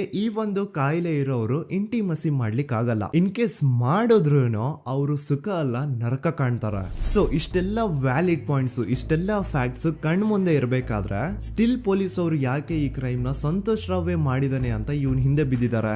ಯಾಕೆ ಅವರು ಈ ಕ್ರೈಮ್ ಇವನ್ ಬಿಟ್ರೆ ಬೇರೆ ಯಾರಾದ್ರೂ ಮಾಡಿರ್ಬೋದಲ್ಲ ಅಂತ ಆ ಆಂಗಲ್ ಅಲ್ಲಿ ಇನ್ವೆಸ್ಟಿಗೇಷನ್ ಮಾಡ್ತಿಲ್ವಲ್ಲ ಅಂತ ಪೊಲೀಸ್ ಅವರ ಇನ್ವೆಸ್ಟಿಗೇಷನ್ ಮೇಲೆ ಈಗ ಕ್ವಶನ್ ಬರುತ್ತೆ. So after hearing all of this, ಎಲ್ಲರಿಗೂ ಈಗ ಪೊಲೀಸ್ ಅವರ ಇನ್ವೆಸ್ಟಿಗೇಷನ್ ಇನ್ವೆಸ್ಟಿಗೇಷನ್ ಮೇಲೆ ಡೌಟ್ ಬರುತ್ತೆ. ಅಂಡ್ ಈವನ್ ಸೌಜನ್ಯ ಅವ್ರ ಮನೆಯವರು ಕೂಡ ನಿಜವಾದ ಆರೋಪಿ ಸಂತೋಷ್ ಅಲ್ಲ ಅಂತ ತಮ್ಮ ಅಭಿಪ್ರಾಯನ ವ್ಯಕ್ತಪಡಿಸ್ತಾರೆ. ಆಗ ಅಲ್ಲಿವರೆಗೂ ಸಂತೋಷ್ ರಾವ್ನ ಗಲ್ಲಿಗೇರಿಸಿ ಅಂತ ಏನು student protest and public protest ಎಲ್ಲ ನಡೀತಾ ಇತ್ತು, ಈಗ ಅದೆಲ್ಲ ನಿಂತು ಹೋಗಿ ಎಲ್ಲಾ ಹೇಟ್ರೇಡ್ ಪೊಲೀಸ್ ಅವ್ರ ಕಡೆಗೆ ಹೋಗುತ್ತೆ. ಪೊಲೀಸ್ ಅವರು ಈ ಕೇಸಲ್ಲಿ ಕರಪ್ಟ್ ಆಗಿದ್ದಾರೆ, ಪೊಲೀಸ್ ಅವರೇ ಸತ್ಯ ಮುಚ್ಚಿಡ್ಲಿಕ್ಕೆ ಟ್ರೈ ಮಾಡ್ತಿದ್ದಾರೆ. ಹಾಗಾಗಿ ಈ ಕೇಸ್ನ ಇನ್ಮುಂದೆ ಪೊಲೀಸ್ ಅವರಲ್ಲದೆ ಸಿಬಿಐ ಅವರು ಇನ್ವೆಸ್ಟಿಗೇಷನ್ ಮಾಡಬೇಕು, ಈ ಕೇಸ್ನ ಸಿಬಿಐ ಒಪ್ಸಿ ಅಂತ ಅಗೇನ್ ಪ್ರೊಟೆಸ್ಟ್ ಗಳು ಸ್ಟಾರ್ಟ್ ಆಗ್ತವೆ. ಸೊ ಧರ್ಮಸ್ಥಳದಲ್ಲಿ ಇಷ್ಟೊಂದು ಹೋರಾಟಗಳಾಗ್ತಿದಾವೆ, ಒಬ್ಳು ಹುಡುಗಿ ಜೊತೆ ಇಷ್ಟೊಂದು ಅನ್ಯಾಯ ಆಗಿದೆ, ಆದ್ರೂ ಸಹ ಧರ್ಮಾಧಿಕಾರಿ ಏನು ಮಾತೇ ಆಡ್ತಿಲ್ವಲ್ಲ ಈ ಹುಡುಗಿ ಬಗ್ಗೆ ಅಂತ ಜನರು ಪ್ರಶ್ನೆ ಮಾಡಿದಾಗ ಆಗ ಧರ್ಮಾಧಿಕಾರಿನೂ ಜನರು ಮುಂದೆ ಬಂದ್ಬಿಟ್ಟು ಈ ಕೇಸ್ನ ಸಿಬಿಐ ಒಪ್ಸಿ ಅಂತ ಹೋರಾಟ ಮಾಡ್ತಾರ. ನಂತರ ಈ ಒಂದು ಕೇಸು ಪೊಲೀಸ್ ಅವರಿಂದ ಸಿಬಿಐ ಕೈಗೆ ಹೋಗುತ್ತೆ. ಸಿಬಿಐ ಕೈಗೆ ಹೋಗಿದ ತಕ್ಷಣ ಇಲ್ಲೇನು ಸತ್ಯ ಹೊರಗೆ ಬಂದಿಲ್ಲ. ಆ ಸಿಬಿಐ ಅವರು 3-4 ವರ್ಷ ಟೈಮ್ ತಗೊಂಡು ಮತ್ತೆ ಈ ಒಂದು ಕೇಸ್ನ ಇನ್ವೆಸ್ಟಿಗೇಷನ್ ಮಾಡ್ತಾರ. ಆದ್ರೆ ಅಲ್ಲೇನು ಇನ್ವೆಸ್ಟಿಗೇಷನ್ ಮಾಡ್ಲಿಕ್ಕೆ ಉಳ್ದೇ ಇರಲ್ಲ. ಆ ಪೊಲೀಸ್ ಅವರು ಅವ್ರ ಕೈಯಲ್ಲಿ ಈ ಕೇಸು ಇದ್ದಷ್ಟು ದಿನ ಎಷ್ಟಾಗುತ್ತೋ ಅಷ್ಟು ಎವಿಡೆನ್ಸ್ ನ ಡಿಸ್ಟ್ರಾಯ್ ಮಾಡ್ಬಿಟ್ಟಿರ್ತಾರ. ಸೊ ಹಾಗಾಗಿ ಅಲ್ಲಿ ಸಿಬಿಐ ಅವ್ರಿಗೆ ಇನ್ವೆಸ್ಟಿಗೇಷನ್ ಮಾಡ್ಲಿಕ್ಕೆ ಏನ್ ಉಳ್ದೇ ಇರಲ್ಲ. ಆದ್ರೂ ಸ್ಟಿಲ್ ಅವರು 3-4 ಇಯರ್ಸ್ ಟೈಮ್ ತಗೊಂಡು ನಂತರ ಫೈನಲಿ ಒಂದು ರಿಪೋರ್ಟ್ ನ ಕೋರ್ಟ್ ಗೆ ಸಬ್ಮಿಟ್ ಮಾಡ್ತಾರ. ಅಂಡ್ ಸಿಬಿಐ ಅವರು ಕೋರ್ಟ್ ಗೆ ಸಬ್ಮಿಟ್ ಮಾಡಿರುವಂತಹ ಆ ಒಂದು ರಿಪೋರ್ಟ್ ಅಲ್ಲಿ ಏನಿತ್ತು ಅಂದ್ರೆ ಸಿಬಿಐ ಇನ್ವೆಸ್ಟಿಗೇಷನ್ ಕನ್ಫರ್ಮ್ಸ್ ದಟ್ ಈ ಒಂದು ಕ್ರೈಮ್ ನ ಸಂತೋಷ್ ರಾವ್ ಮಾಡಿದಾನೆ ಅಂತ. ಆದ್ರೆ ಐರಾನಿ ಈಸ್ ಇದೇ ಒಂದು ರಿಪೋರ್ಟ್ ಅಲ್ಲಿ ಇವ್ರು ಏನ್ ಹೇಳ್ತಾರೆ ಅಂದ್ರೆ ಅವ್ರಿಗೆ ಯಾವುದೇ ತರ ಎವಿಡೆನ್ಸ್ ಸಿಕ್ಕಿಲ್ಲ ಅಂತ. ಯಾಕಂದ್ರೆ ಈ ಸೌಜನ್ಯ ಕೇಸು ಪೊಲೀಸ್ ಅವ್ರ ಕೈಯಲ್ಲಿ ಇದ್ದಾಗ ಪೊಲೀಸ್ ಅವರು ತಮ್ಮ ನಿರ್ಲಕ್ಷ್ಯದಿಂದ ಎಲ್ಲಾ ಎವಿಡೆನ್ಸ್ ನ ಕಳ್ಕೊಂಡ್ಬಿಟ್ಟಿರ್ತಾರ. ಅಂತದ್ರಲ್ಲಿ ಯಾವ ಒಂದು ಆಧಾರದ ಮೇಲೆ ಇವರು ಸಂತೋಷ್ ರಾವ್ ಈ ಕ್ರೈಮ್ ನ ಮಾಡಿದ್ದಾರೆ ಅಂತ ಕ್ವಶನ್ ಮಾಡಿದಾಗ ಸಿಬಿಐ ಅವ್ರ ಕಡೆಯಿಂದ ನೋ ಆನ್ಸರ್. ನೋಡಿ, ಮೊದ್ಲು ಈ ಒಂದು ಕೇಸ್ ನ ಪೊಲೀಸ್ ಅವರು ಇನ್ವೆಸ್ಟಿಗೇಷನ್ ಮಾಡಿ ನಂತರ ಈ ಒಂದು ಕೇಸು ಸಿಬಿಐ ಅವ್ರ ಕೈಗೆ ಹೋಗಿ ಅವರು 3-4 ವರ್ಷ ಟೈಮ್ ತಗೊಂಡು ಇನ್ವೆಸ್ಟಿಗೇಷನ್ ಮಾಡಿ ದೆನ್ ಫೈನಲ್ ರಿಪೋರ್ಟ್ ನ ಕೋರ್ಟ್ ಗೆ ಸಬ್ಮಿಟ್ ಮಾಡೋಷ್ಟ್ರಲ್ಲಿ ಸುಮಾರು 5-6 ವರ್ಷ ಕಳೆದು ಹೋಗಿರುತ್ತೆ. ಅಂಡ್ ಸ್ಟಿಲ್ ಈ ಒಂದು ಕೇಸಲ್ಲಿ ಏನೂ ಕನ್ಕ್ಲೂಷನ್ ಸಿಕ್ಕಿರಲ್ಲ. ಎವ್ರಿ ಇಯರ್ ಸೌಜನ್ಯನ ಬರ್ತ್ಡೇ ಇದ್ದಾಗ ಅಥವಾ ತಿಥಿ ಇದ್ದಾಗ ಅವಳನ್ನ ನೆನೆಸ್ಕೊಂಡು ಅವಳ ಹೆಸರಲ್ಲಿ public protest and student protest ನಡೀತಾನೆ ಇರ್ತವೆ. ಸೊ ಒಂದು ದಿನ ಈ ಒಂದು ಪ್ರೊಟೆಸ್ಟ್ ಗಳ ನ್ಯೂಸ್ ಗಿರೀಶ್ ಮುಟ್ಟಣ್ಣನವರ ಗಮನಕ್ಕೆ ಬರುತ್ತೆ. ಯಾರೀ ಗಿರೀಶ್ ಮುಟ್ಟಣ್ಣನವರ ಅಂದ್ರೆ ಇವರು very honest X police man. ನೀವು ನಂಬಲ್ಲ, ಇವ್ರು ಪೊಲೀಸ್ ಆಫೀಸರ್ ಇದ್ದಾಗ ಪಬ್ಲಿಕ್ ಅಲ್ಲಿ ಒಬ್ಬ MLA ಹೊಡೆದಿರ್ತಾರ. ಅಷ್ಟೇ ಅಲ್ಲ, ಪೊಲೀಸ್ ಡಿಪಾರ್ಟ್ಮೆಂಟ್ ಅಲ್ಲಿ ಕರಪ್ಷನ್ ಇದೆ, ಕರಪ್ಷನ್ ಇದ್ದಿದ್ ಕಡೆ ನಾನ್ ಇರಲ್ಲ ಅಂತ ಹೇಳ್ಬಿಟ್ಟು ತಮ್ಮ ಪೊಲೀಸ್ ಡ್ಯೂಟಿನ ಬಿಟ್ಬಿಟ್ಟು ಈಗ ಸಮಾಜದಲ್ಲಿ ಏನೇ ಅನ್ಯಾಯ ಆಗಿದ್ರು ಅದ್ರ ಅಗೇನ್ಸ್ಟ್ ವಾಯ್ಸ್ ರೈಸ್ ಮಾಡ್ತಿದಾರ. ಸೊ ಈ ಗಿರೀಶ್ ಮುಟ್ಟಣ್ಣನವರಿಗೆ ಸೌಜನ್ಯ ಕೇಸ್ ಬಗ್ಗೆ ಗೊತ್ತಾದಾಗ ಅವ್ರಿಗೆ ಈ ಕೇಸು ತುಂಬಾನೇ ಕಾಡುತ್ತೆ. ಅಲ್ಲ, ಇಷ್ಟೊಂದು ವರ್ಷಗಳಾಗೋಯ್ತು ಆ ಹುಡುಗಿ ಜೊತೆ ಅನ್ಯಾಯ ಆಗಿ, ಸ್ಟಿಲ್ ಈ ಒಂದು ಕೇಸ್ ನ ಕನ್ಕ್ಲೂಷನ್ ಸಿಕ್ತಿಲ್ವಲ್ಲ, ಏನ್ ನಡೀತಿದೆ ಧರ್ಮಸ್ಥಳದಲ್ಲಿ ಅರ್ಥ ಆಗ್ತಿಲ್ವಲ್ಲ ಅಂತ ಈ ಗಿರೀಶ್ ಅವರು ತಮ್ಮ ಹಳೆ ಪೊಲೀಸ್ ಕಾಂಟ್ಯಾಕ್ಟ್ಸ್ ನ ಯೂಸ್ ಮಾಡ್ಕೊಂಡು ಆ ಸೌಜನ್ಯ ಕೇಸ್ ಫೈಲ್ ನ ಒಂದು ಕಾಪಿನ ತಮ್ಮ ಹತ್ರ ತರಿಸ್ಕೋತಾರ. ಆ ಒಂದು ಕೇಸ್ ಫೈಲ್ ಅಲ್ಲಿ ಸೌಜನ್ಯ ಬಗ್ಗೆ ಅಷ್ಟೇ ಅಲ್ಲದೆ ಸಂತೋಷ್ ರಾವ್ ಬಗ್ಗೆನೂ ಇನ್ಫಾರ್ಮೇಶನ್ ಇರುತ್ತೆ. ಅಂಡ್ ಗಿರೀಶ್ ಅವರು ಸಂತೋಷ್ ಬಗ್ಗೆ ಇರುವಂತಹ ಇನ್ಫಾರ್ಮೇಶನ್ ನೋಡ್ತಾ ಇರ್ಬೇಕಾದ್ರೆ ಅವರು ಒಂದು ವಿಷಯನ ನೋಟಿಸ್ ಮಾಡ್ತಾರ. ಅದೇನಂತಂದ್ರೆ ಪೊಲೀಸ್ ಅವರು ಸಂತೋಷ್ ರಾವ್ನ ಬರೀ ಸೌಜನ್ಯ ಕೇಸಲ್ಲಿ ಒಂದೇ ಫಿಟ್ ಮಾಡಿರಲ್ಲ, ಸೌಜನ್ಯ ಸಾಯೋಕ್ಕಿಂತ 20 ದಿನ ಹಿಂದೆ ಧರ್ಮಸ್ಥಳದಲ್ಲೇ ನಡೆದಿರುವಂತಹ ಒಂದು ಕ್ರೈಮ್ ಅಲ್ಲಿನೂ ಸಹ ಸಂತೋಷ್ ರಾವ್ ಆರೋಪಿ ಅಂತ ಮೆನ್ಷನ್ ಮಾಡಿರ್ತಾರ.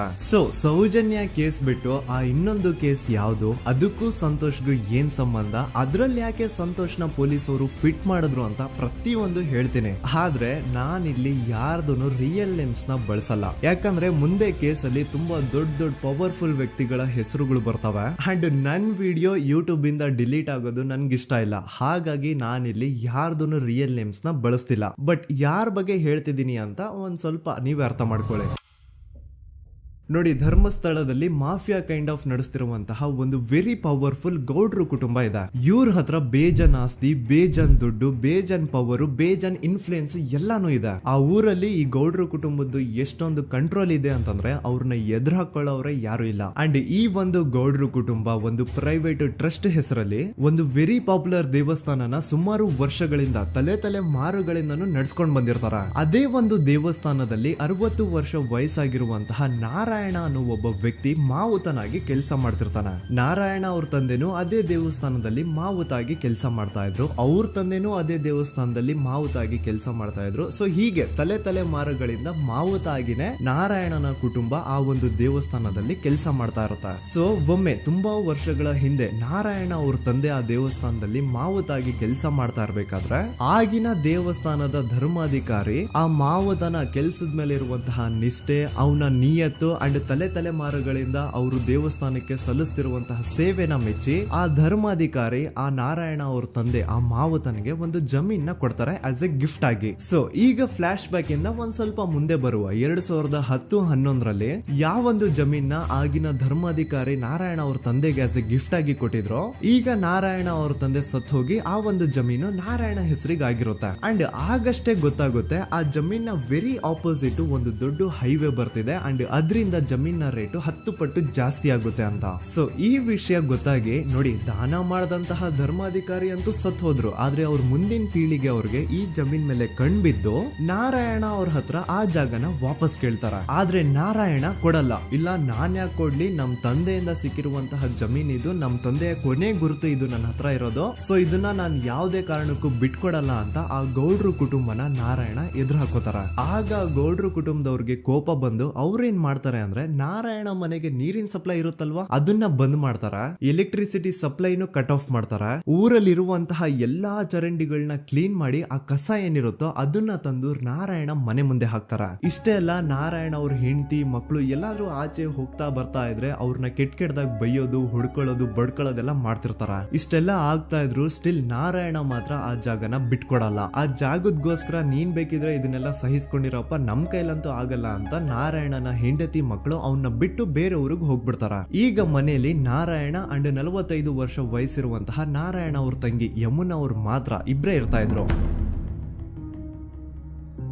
ಸೊ ಒಂದೊಳ್ಳೆ ಅವಕಾಶ ನೋಡ್ಕೊಂಡು 21 ಸೆಪ್ಟೆಂಬರ್ 2012 ಮನೆಯಲ್ಲಿ ನಾರಾಯಣ ಹಾಗೂ ಯಮುನಾ ಇರ್ಬೇಕಾದ್ರೆ ಯಾರೋ ಮನೆ ಒಳಗಡೆ ನುಗ್ಗಿ ನಾರಾಯಣನ್ಗೆ ಹೊಡೆದು ಯಮುನಾಗೂ ಸಹ ಹೊಡೆದು ನಂತರ ಅವಳು ಮಾಡಿ ದೆನ್ ನಾರಾಯಣ ಹಾಗೂ ಯಮುನನ ತಲೆನ ಒಂದು ರುಬ್ಬಗುಂಡಿಂದ ಚಚ್ಚಿ ಸಾಯಿಸ್ಬಿಡ್ತಾರ. ಈ ಕೊಲೆ ಆಗಿದ್ದು ಕಳ್ಳತನಗೋಸ್ಕರ ಅಂತ ಪೊಲೀಸ್ ಅವರು ತಮ್ಮ ರಿಪೋರ್ಟ್ ಅಲ್ಲಿ ಬರೀತಾರ. ಆದ್ರೆ ಪಾಯಿಂಟ್ ಏನ್ ಗೊತ್ತಾ, ಆ ಮನೇಲಿ ಒಂದ್ ಸ್ವಲ್ಪನೂ ಹಣ ಆಗ್ಲಿ ಅಥವಾ ಬಂಗಾರ ಆಗ್ಲಿ ಕಳ್ಳತನ ಆಗಿರಲ್ಲ. ಕಳ್ಳತನ ಆಗಿರೋದು ಕೇವಲ ಆ ಮೇನ್ ರೋಡ್ ಅಲ್ಲಿ ಇದ್ದಂತಹ ಪ್ರಾಪರ್ಟಿ ಪೇಪರ್ಸ್.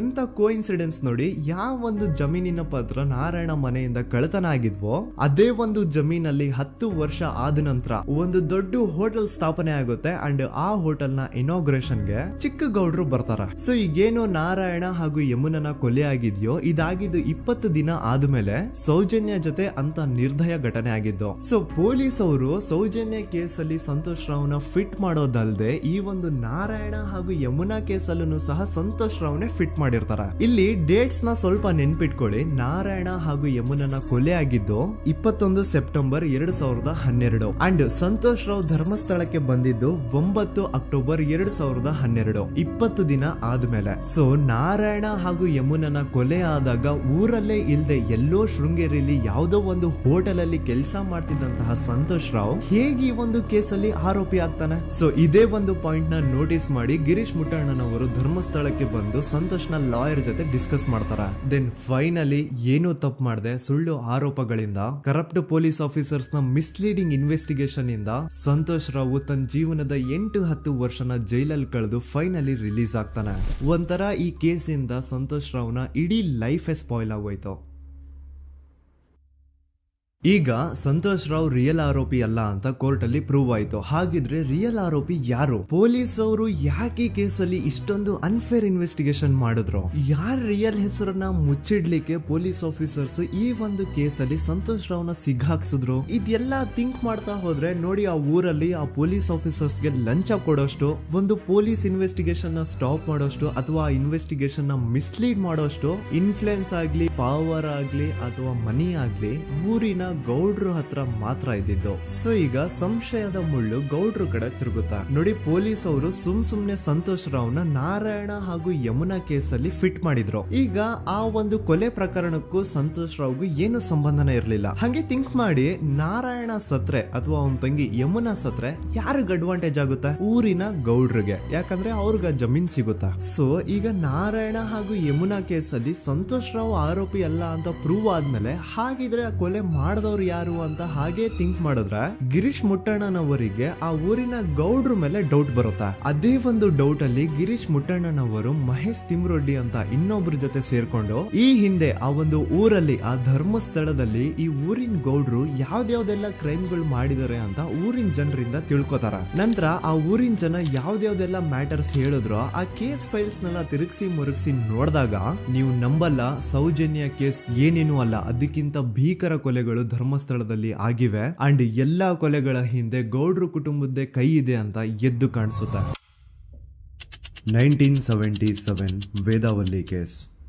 ಧರ್ಮಸ್ಥಳ ಹತ್ತಿರ SDM ಪ್ರೈಮರಿ ಅಂಡ್ ಹೈಸ್ಕೂಲ್ ಅಂತ ಒಂದು ಸ್ಕೂಲ್ ಇರುತ್ತೆ. ಅಂಡ್ ಈ ಒಂದು ಪ್ರೈವೇಟ್ ಸ್ಕೂಲ್ ಬೇರೆ ಯಾರ್ದು ಅಲ್ಲ, ಆ ಗೌಡ್ರು ಕುಟುಂಬದ್ದೇ. ಈ ಸ್ಕೂಲ್ ಅಲ್ಲಿ 1977 ಅಲ್ಲಿ ವೇದಾವಲ್ಲಿ ಅಂತ ಒಬ್ರು ಟೀಚರ್ ವರ್ಕ್ ಮಾಡ್ತಿರ್ತಾರ.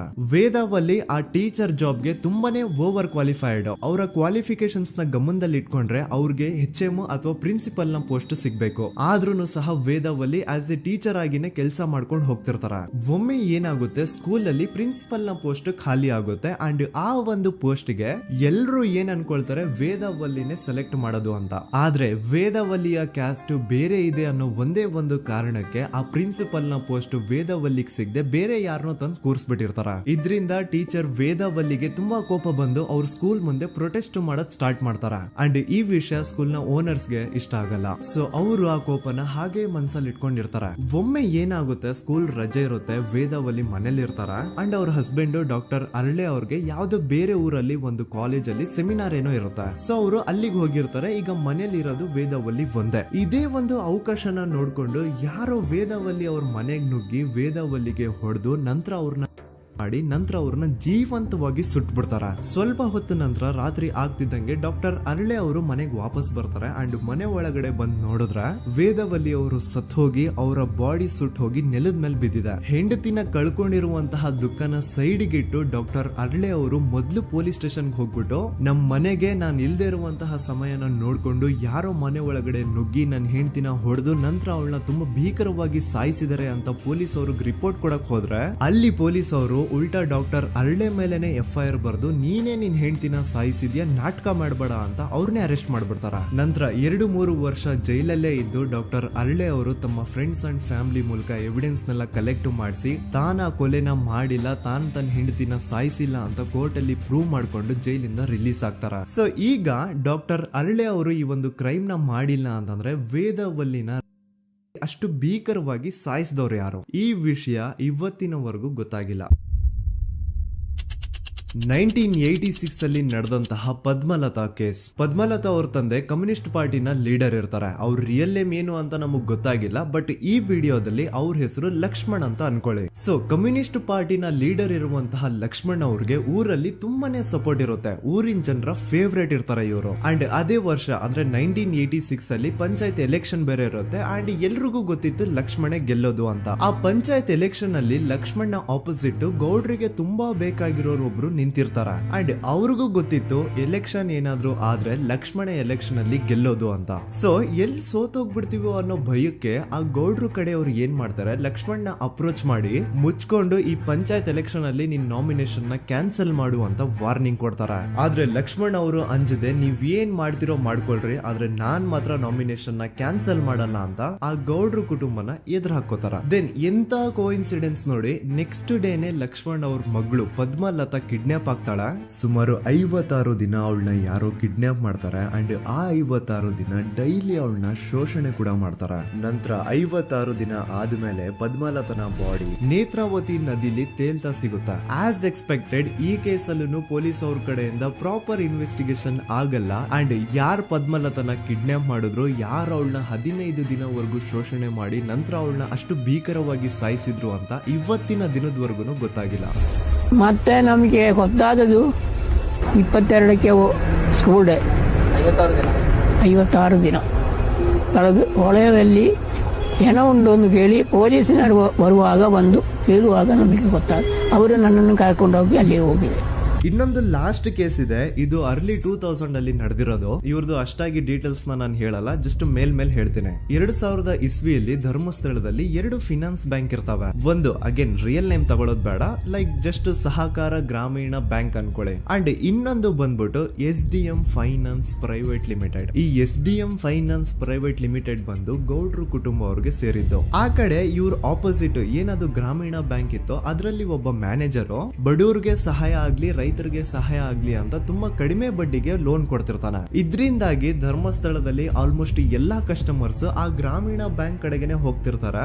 SDM ಫೈನಾನ್ಸ್ ಪ್ರೈವೇಟ್ ಲಿಮಿಟೆಡ್ ಕಡೆಗೆ ಯಾರು ಬರ್ತಿರಲ್ಲ. ಇದ್ರಿಂದ ಗೌಡ್ರಿಗೆ ಲಾಸ್ ಆಗ್ತಿರುತ್ತ. ಸೊ ಅವ್ರೇನ್ ಮಾಡ್ತಾರೆ, ಆ ಗ್ರಾಮೀಣ ಬ್ಯಾಂಕ್ ನ ಮ್ಯಾನೇಜರ್ ಏನಿದ್ನೋ ಅವನ್ಗೆ ಒಂದು ಸ್ವೀಟ್ ವಾರ್ನಿಂಗ್ ಕೊಡ್ತಾರ. ಮುಚ್ಕೊಂಡು ಇನ್ಮೇಲೆ ಇಂದ ನಿನ್ ಲೋನ್ಸ್ ಕೊಡೋದನ್ನ ನಿಲ್ಸ್ಬಿಡು. ಇನ್ ಕೇಸ್ ಲೋನ್ ಕೊಟ್ರು ನಾವ್ ಯಾವ ಇಂಟ್ರೆಸ್ಟ್ ರೇಟ್ ಗೆ ಲೋನ್ ನ ಕೊಡ್ತಾ ಇದೀವೋ ಅದೇ ರೇಟ್ ಗೆ ನೀನು ಕೊಡುವ ಅಂತ ಫೋರ್ಸ್ ಮಾಡ್ತಾರ. ಆದ್ರೆ ಆ ಗ್ರಾಮೀಣ ಬ್ಯಾಂಕ್ ನ ಮ್ಯಾನೇಜರ್ ಇದ್ಯಾವುದನ್ನು ಕಿವಿಗೆ ಹಾಕೊಳ್ಳಾರ್ದೆ ಅವನ್ ಕೆಲಸ ಅವ್ನ್ ಮಾಡ್ಕೊಂಡು ಹೋಗ್ತಾನ. ದೆನ್ ಸಡನ್ಲಿ ಒಂದು ದಿನ ಬ್ಯಾಂಕ್ ಮ್ಯಾನೇಜರ್ ನ ಹೆಂಡತಿನ ಮನೆ ಒಳಗಡೆನೆ ನುಗ್ಗಿ ಯಾರು ಮಾಡಿ ತುಂಬಾ ಭೀಕರವಾಗಿ ಸಾಯಿಸ್ಬಿಡ್ತಾರ. ಇದರ ರಿಗಾರ್ಡಿಂಗ್ ಆ ಬ್ಯಾಂಕ್ ಮ್ಯಾನೇಜರ್ ಪೊಲೀಸ್ ಸ್ಟೇಷನ್ ಅಲ್ಲಿ ಕಂಪ್ಲೇಂಟ್ ಕೊಡಕ್ ಹೋದ್ರೆ ಪೊಲೀಸ್ ಅವರು ಉಲ್ಟಾ ಆ ಬ್ಯಾಂಕ್ ಮ್ಯಾನೇಜರ್ ಹೆಸರಲ್ಲೇ FIR ಬರ್ದು ನೀನೇ ನಿನ್ ಹೆಂಡತಿನ ಸಾಯಿಸಿದ್ಯಾ ಅಂತ ಅವನ್ನೇ ಅರೆಸ್ಟ್ ಮಾಡ್ಬಿಡ್ತಾರ. ನಂತರ ಒಂದ್ 2-3 ವರ್ಷ ಆ ಬ್ಯಾಂಕ್ ಮ್ಯಾನೇಜರ್ ಜೈಲಲ್ಲಿ ಇರ್ತಾನೆ. ಅದಾದ್ಮೇಲೆ ಅವನ ಕ್ರೈಮ್ ನ ಮಾಡಿಲ್ಲ ಅಂತ ಕೋರ್ಟ್ ಅಲ್ಲಿ ಪ್ರೂವ್ ಆಗುತ್ತೆ. ಆದ್ರೆ ರಿಯಲ್ ಕ್ರೈಮ್ ಮಾಡಿದವರು ಯಾರು ಅಂತ still it's A question mark. And ಇನ್ನೊಂದು ನಾರಾಯಣ ಅಂಡ್ ಯಮುನಾ ಕೇಸ್ ಬಗ್ಗೆ ಅಂತೂ ನಾನು ಆಗ್ಲೇ ನಿಮ್ಗೆ ಎಕ್ಸ್ಪ್ಲೇನ್ ಮಾಡಿದೆ. ಸೊ ಎಂತ ಕೋಇನ್ಸಿಡೆಂಟ್ಸ್ ಗಳು ನೋಡಿ, ಯಾರೆಲ್ಲ ಆ ಧರ್ಮಸ್ಥಳದಲ್ಲಿ ಗೌಡ್ರು ಕುಟುಂಬನ ಎದುರಾಕೊಂಡಿದಾರೋ ಅವ್ರ ಜೀವನದಲ್ಲಿ ಏನೋ ಒಂದು ತುಂಬಾ ದೊಡ್ಡ ದುರಂತ ನಡೆದು ಹೋಗುತ್ತಾ. ಅಂಡ್ ಸರ್ಪ್ರೈಸಿಂಗ್ಲಿ ಅವ್ರ ಕೇಸಲ್ಲಿ ಪೊಲೀಸ್ ಅವ್ರ ಕಡೆಯಿಂದ ಪ್ರಾಪರ್ ಇನ್ವೆಸ್ಟಿಗೇಷನ್ ಆಗಲ್ಲ. ಅಂಡ್ ಯಾರ ಕ್ರೈಮ್ ನ ಮಾಡಿದ್ರು ಅಂತ ಯಾವತ್ತೂ ಹೊರಗೆ ಬರೋದೇ ಇಲ್ಲ. ಸೊ ಈ ಗೌಡ್ರು ಕುಟುಂಬದವರು ಧರ್ಮಸ್ಥಳದಲ್ಲಿ ಬೇಜನ್ ಕರ್ಮಕಾಂಡಗಳನ್ನ ಮಾಡಿದ್ದಾರೆ. ಅಂಡ್ ಅವ್ರ ಪವರ್ ಅಂಡ್ ಅವ್ರಿಗಿರುವಂತಹ ಇನ್ಫ್ಲೂಯೆನ್ಸ್ ಇಂದ ಆ ಎಲ್ಲಾ ಕೇಸ್ ನ ಮುಚ್ಚಾಕಿದ್ದಾರೆ ಅಂತ ಮಹೇಶ್ ಹಾಗೂ ಗಿರೀಶ್ ಮುಟ್ಟಣ್ಣನವರ ಹೇಳಿಕೆ ಆಗಿದೆ. ಸೊ ಗೌಡ್ರು ಫ್ಯಾಮಿಲಿನ ಟ್ರ್ಯಾಕ್ ರೆಕಾರ್ಡ್ ನೋಡಿದ್ರೆ ಧರ್ಮಸ್ಥಳದಲ್ಲಿ ಒಂದು ಹುಡುಗಿನ ರೇಪ್ ಅಂಡ್ ಮರ್ಡರ್ ಮಾಡಿ ದೆನ್ ಪೊಲೀಸ್ ಅವ್ರಿಗೆ ಲಂಚ ಕೊಟ್ಟು ಇನ್ವೆಸ್ಟಿಗೇಷನ್ ನ ಮಿಸ್ಲೀಡ್ ಮಾಡೋಷ್ಟು ಪವರ್ ಇನ್ಫ್ಲೂಯೆನ್ಸ್ ಈ ಗೌಡ್ರು ಕುಟುಂಬಕ್ಕೆ ಮಾತ್ರ ಇರೋದು. ಈಗ ಸಂತೋಷ್ ರಾವ್ ಅಂತೂ ಸೌಜನ್ಯ ಕೇಸಲ್ಲಿ ಆರೋಪಿ ಅಲ್ಲ ಅಂತ ಪ್ರೂವ್ ಆಯ್ತು. ಹಾಗಿದ್ರೆ ರಿಯಲ್ ಆರೋಪಿ ಯಾರು? ನೆನಪು ಮಾಡ್ಕೊಳ್ಳಿ, 11 ಅಕ್ಟೋಬರ್ 2012 ಸಂಜೆ 5 ಗಂಟೆ ಹಾಗೆ ಬಾಹುಬಲಿ ಬೆಟ್ಟದಲ್ಲಿ ಸಂತೋಷ್ ರಾವ್ ತನ್ನ ಪಾಡಿಗೆ ತಾನು ಸೀನರೀಸ್ ನ ಎಂಜಾಯ್ ಮಾಡ್ಕೊಂಡು ಸುಮ್ನೆ ಕೂತಿರ್ಬೇಕಾದ್ರೆ ಅವನ ಹತ್ರ 5 ಜನ ಕಿಡಿಗೇಡಿಗಳು ಬಂದು ಜಗಳ ತೆಗಿತಾರ. ಆ 5 ಜನ ಕಿಡಿಗೇಡಿಗಳು ಯಾರು ಅಂತ ನಾನು ಇಲ್ಲಿವರೆಗೂ ನಿಮ್ಗೆ ಹೇಳಿಲ್ಲ. ಸೊ ಅವರು ಬೇರೆ ಯಾರು ಅಲ್ಲ, ಚಿಕ್ಕ ಗೌಡ್ರು ಮಗ ನಿಶಾಂತ್ ಜೈನ್ ನ ವೆರಿ ಕ್ಲೋಸ್ ಫ್ರೆಂಡ್ಸ್. ಅವ್ರು ದಣಿ ಮಾಡಿರುವಂತಹ ಕ್ರೈಮ್ ಅಲ್ಲಿ ಬೇರೆ ಯಾರನ್ನಾದ್ರೂ ಸಿಗಿಸ್ಬೇಕಲ್ಲ ಅಂತ ಇವ್ರು ಬಕ್ರ ಹುಡುಕ್ತಾ ಇರ್ಬೇಕಾದ್ರೆ ಆಗ ಇವ್ರಿಗೆ ಸಿಗೋದೆ ಸಂತೋಷ್ ರಾವ್. ಅಗೇನ್ ಇನ್ನೊಂದು ಎಂತ ಕೋಇನ್ಸಿಡೆನ್ಸ್ ನೋಡಿ, ಸಂತೋಷ್ ರಾವ್ ಸೌಜನ್ಯ ಕೇಸಲ್ಲಿ ಅರೆಸ್ಟ್ ಆದ ನಂತರ ಚಿಕ್ಕ ಗೌಡ್ರು ಮಗ ನಿಶಾಂತ್ ಜೈನ್ ದೇಶನೇ ಬಿಟ್ಟು ಹೋಗ್ಬಿಡ್ತಾನೆ. ಈ ಕೇಸಲ್ಲಿ ಚಿಕ್ಕ ಗೌಡ್ರು ಮಗ ಇನ್ವಾಲ್ವ್ಮೆಂಟ್ ಇದೆ ಅಂತ ಯಾರಿಗೂ ಡೌಟೇ ಬರ್ತಾ ಇರ್ಲಿಲ್ಲ. ಡೌಟ್ ಯಾವಾಗ ಬಂತು ಅಂದ್ರೆ ಆ 5 ಜನ ಕಿಡಿಗೇಡಿಗಳು ಯಾರು ಸಂತೋಷ್ನ ಈ ಒಂದು ಕೇಸಲ್ಲಿ ಸಿಗಾಕ್ಸಿದ್ರು ಆ 5 ಜನರಲ್ಲಿ ಒಬ್ಬ ರವಿ ಪೂಜಾರಿ ಅಂತಾನು ಇರ್ತಾನೆ. ಅವನ್ಗೆ ತಾನು ತಪ್ಪು ಮಾಡಿದೀನಿ ಅಂತ ಗಿಲ್ಟ್ ಕಾಡುತ್ತೋ ಅಥವಾ ಬೇರೆ ಏನೋ ಗೊತ್ತಿಲ್ಲ. ಆದ್ರೆ ಅವನೇ ಸ್ವತಃ ಪೊಲೀಸ್ ಅವ್ರ ಹತ್ರ ಹೋಗ್ಬಿಟ್ಟು ಸೌಜನ್ಯ ಕೇಸಲ್ಲಿ ನಿಜವಾದ ಆರೋಪಿ ಸಂತೋಷ್ ಅಲ್ಲ ಕಂಡ್ರು, ಅವನ್ನ ಸುಮ್ನೆ ಸಿಗಾಕ್ಸಿರೋದಷ್ಟೇ. ನಿಜವಾದ ಆರೋಪಿಗಳು ಚಿಕ್ಕ ಗೌಡ್ರು ಮಗ ನಿಶಾಂತ್ ಜೈನ್ ಅಂಡ್ ಅವನ್ ಫ್ರೆಂಡ್ಸ್ ಸೂರಜ್, ಕಿರಣ್ ಅಂಡ್ ಕಣ್ಮಣಿ ಅಂತ. ಈ ಎಲ್ಲಾ ವಿಷಯನ ರವಿ ಪೂಜಾರಿ ಪೊಲೀಸ್ ಅವ್ರಿಗೆ ತಿಳಿಸ್ತಾನೆ. ಅಗೇನ್ ಎಂತ ಒಂದು ಕೋಇನ್ಸಿಡೆನ್ಸ್ ನೋಡಿ, ಈ ವಿಷಯಗಳನ್ನ ಊರಿನ ಜನರು ಮುಂದೆ ಹೇಳಿದಂತಹ ರವಿ ಪೂಜಾರಿ ಆಕಸ್ಮಿಕವಾಗಿ ಸತ್ ಹೋಗ್ಬಿಡ್ತಾನೆ. ಇವನು ಹೇಳಿದ್ದು ನಿಜ ಅಂತ ಜನರಿಗೆ ಯಾವಾಗ ಕನ್ಫರ್ಮ್ ಆಗುತ್ತೆ ಅಂದ್ರೆ ಸೌಜನ್ಯಗೆ ತುಂಬಾ ಹತ್ರವಾದವ್ರು ಒಬ್ರು ಯಶೋಧ ಅನ್ನೋರು ಕೋರ್ಟ್ ಅಲ್ಲಿ ಬಂದ್ಬಿಟ್ಟು ಸೌಜನ್ಯ ಕೊಲೆ ಆಗಿದ್ದ ದಿನ ಆ ಒಂದು ಸ್ಪಾಟ್ ಅಲ್ಲಿ ನಾನು ಈ 3 ಜನರನ್ನ ನೋಡಿದ್ದೆ ಅಂತ ಸಾಕ್ಷಿ ಹೇಳ್ತಾರೆ. ಈಗ ಎಲ್ಲಾ ಡಾಟ್ಸ್ ನ ಕನೆಕ್ಟ್ ಮಾಡ್ತಾ ಹೋದ್ರೆ ಸೌಜನ್ಯ ಕೇಸ್ ಒಂದೇ ಅಲ್ಲ, ನಾರಾಯಣ ಹಾಗೂ ಯಮುನಾ ಕೇಸಲ್ಲೂ, ವೇದವಲ್ಲಿ ಕೇಸಲ್ಲೂ, ಆ ಬ್ಯಾಂಕ್ ಮ್ಯಾನೇಜರ್ ನ ಕೇಸಲ್ಲೂ ಹಾಗೂ ಪದ್ಮಲತಾ ಕೇಸಲ್ಲೂ ಸೀದಾ ಡೈರೆಕ್ಟ್ ಡೌಟ್ ಬರೋದೆ ಊರಿನ ಗೌಡ್ರ ಮೇಲೆ. I really want to appreciate Kudla rampage YouTube channel, third eye YouTube channel, Girish ಮುಟ್ಟಣ್ಣನವರು ಸರ್ ಹಾಗೂ ಮಹೇಶ್ ಅವರು ಅಂಡ್ ಆಲ್ ಅದರ್ಸ್. ಇವರ ಕಾನ್ಸ್ಟೆಂಟ್ ಎಫರ್ಟ್ಸ್ ಇಂದಾನೆ ಸತ್ಯ ಏನಂತ 1 by 1 ಹೊರಗೆ ಬರ್ತಿದೆ. And they are trying their level best to catch real criminals. At present Soujanya case ಬಗ್ಗೆ ಅಪ್ಡೇಟ್ ಏನು ಅಂತಂದ್ರೆ ಹೈಕೋರ್ಟ್ ವರೆಗೂ ಈ ಒಂದು ಕೇಸ್ ಹೋಗಿದೆ. ಅಂಡ್ ಈ ಕೇಸ್ ಅಲ್ಲಿ ಈಗ ಇನ್ನೊಮ್ಮೆ ಮತ್ತೆ ಫ್ರೆಶ್ ಆಗಿ ರೀಇನ್ವೆಸ್ಟಿಗೇಷನ್ ಸ್ಟಾರ್ಟ್ ಆಗಬೇಕು ಅಂತ ಹೋರಾಟ ನಡೀತಿದೆ. ಸುದೂತ ಪ್ರಜೆಗಳೇ, ಇದಾಗಿತ್ತು ಸೌಜನ್ಯ ಕೇಸ್ ಬಗ್ಗೆ ನಮ್ಮ ಒಂದು ಡೀಟೇಲ್ಡ್ ವಿಡಿಯೋ. ಈ ವಿಡಿಯೋದಲ್ಲಿ ನನ್ನಿಂದ ಎಲ್ಲಾದ್ರೂ ಏನಾದ್ರೂ ಚಿಕ್ಕ ಪುಟ್ಟ ಇನ್ಫಾರ್ಮೇಶನ್ ಮಿಸ್ ಆಗಿದ್ರೆ ಅಥವಾ ಮಿಸ್ಟೇಕ್ ಆಗಿದ್ರೆ ಅದನ್ನ ದಯವಿಟ್ಟು ಕಮೆಂಟ್ ಸೆಕ್ಷನ್ ಅಲ್ಲಿ ಹೈಲೈಟ್ ಮಾಡಿ. ಈ ವಿಡಿಯೋ ಯಾವಾಗ ಯೂಟ್ಯೂಬ್ ಇಂದ ಡಿಲೀಟ್ ಆಗುತ್ತೋ ನನ್ಗಂತೂ ಗೊತ್ತಿಲ್ಲ. ಸೊ ಪ್ಲೀಸ್ ಆದಷ್ಟು ಬೇಗ ಇದನ್ನ ಎಲ್ಲಾ ಕಡೆ ಶೇರ್ ಮಾಡಿ. ಓಕೆ ಪ್ರಜೆಗಳೇ, ಇವತ್ತಿಗಿಷ್ಟು ಸಾಕು ಅನ್ಕೊಳ್ತೀನಿ. ನಾನು ನಿಮ್ಮ ದೂತ ಸಮೀರ್ ಎಂಡಿ. ಮತ್ತೆ ಸಿಗ್ತೀನಿ ನೆಕ್ಸ್ಟ್ ವಿಡಿಯೋದಲ್ಲಿ.